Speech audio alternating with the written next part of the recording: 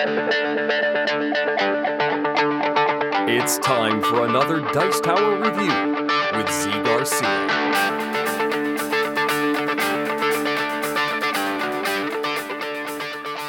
Hey everybody, today I'm taking a look at Unusual Suspects. This is a party game newly reprinted from Cool Mini or Not, and in it there is a witness to something, some crime, and all the other players are trying to figure out who done it. However, the witness has a really bizarre way of telling you who it was.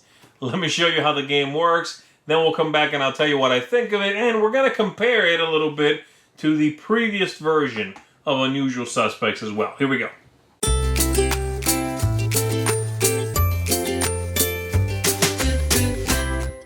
At the beginning of the game, we're going to flip over 12 suspect cards here, and we are going to figure out who the witness is going to be. They're going to get these cards, and then they will randomly take one that will tell them who the suspect is. And so, for example, see in the layout here, number 11, which is the one seen on this card, would be down here. Over here, number 7 would be right there, and so on. They're going to flip over one of these.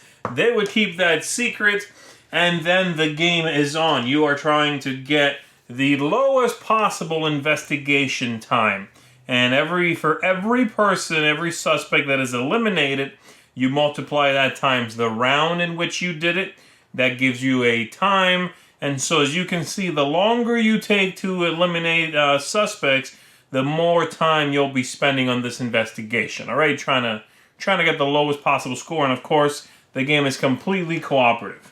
So each round goes like this. The witness is going to take one of these cards. They are going to flip that card over, and they are going to read the question out loud to everybody. So in this case, have they ever been in a protest?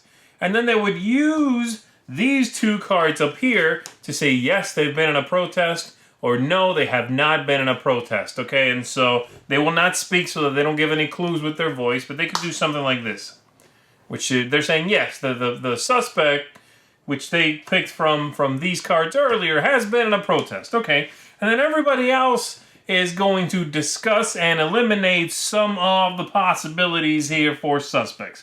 So they're saying, yes, okay, they've been in a protest. I think this guy here is too young and doesn't look particularly interested in protests, so we're going to eliminate him.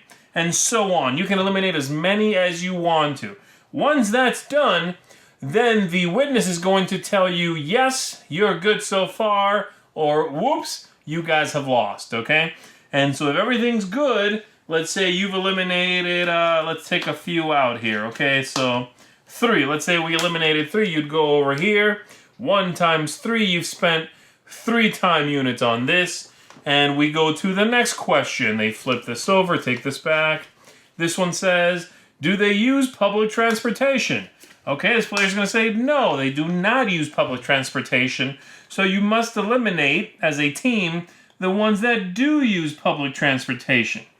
And so you might say, okay, well, I think the elderly people might use public transportation, so I might eliminate them, or whatever you want to, until either the players win, then you take a look at your score, and hopefully your score is getting better from game to game, or if you eliminate the wrong person, whoever that person might be, then you'll get the thumbs down, and you have all lost the game. That's basically it. The game comes with a whole bunch of these. There's actually twice as many as I have in my hand. So you'll get all sorts of questions in here. Let's see. Do they have a good singing voice? Do they have tattoos? Do they purchase the NBA League Pass on TV? Are they artistic? Are they married? Lots of different things. Lots of different characters here. And that's basically Unusual Suspects. As I said in the intro, this is a second version of the game. Here is the original one. I already was a big fan of the original game. I've played it a bunch with friends, with family. It's a game that's very irreverent, it's very funny, it's silly. It mainly, the big thing it does is it adapts to the group you're playing with. So if people want to take it to a silly place, they can. You want to take it to like an irreverent place, a racy place even. It can adapt to the playing style of everyone around the table. And it's a blast with people you know well, with friends, you know. The new version I think is even better than the old version. It has more characters, more questions. It's a smaller box, which I'm always in favor of, especially when you have even more content. The original version came with a baseball cap. This one does not. That's fine. I'm okay with that. This one has a better scoring pad. The language on the question cards has been streamlined, and as I said, there's some new ones. The whole thing is a really fun, wonderful package. I would recommend it for fans of party games.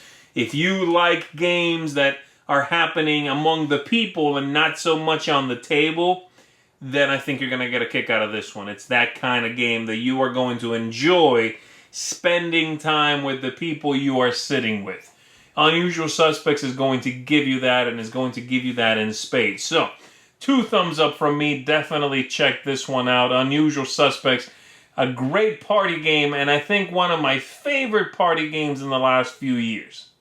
Thanks so much for watching the Dice Tower videos. Find more great videos and reviews, as well as our top-rated audio podcast at Dicetower.com. You can also find other great shows at DicetowerNetwork.com. I'm Eric Summerer, and you've been watching The Dice Tower.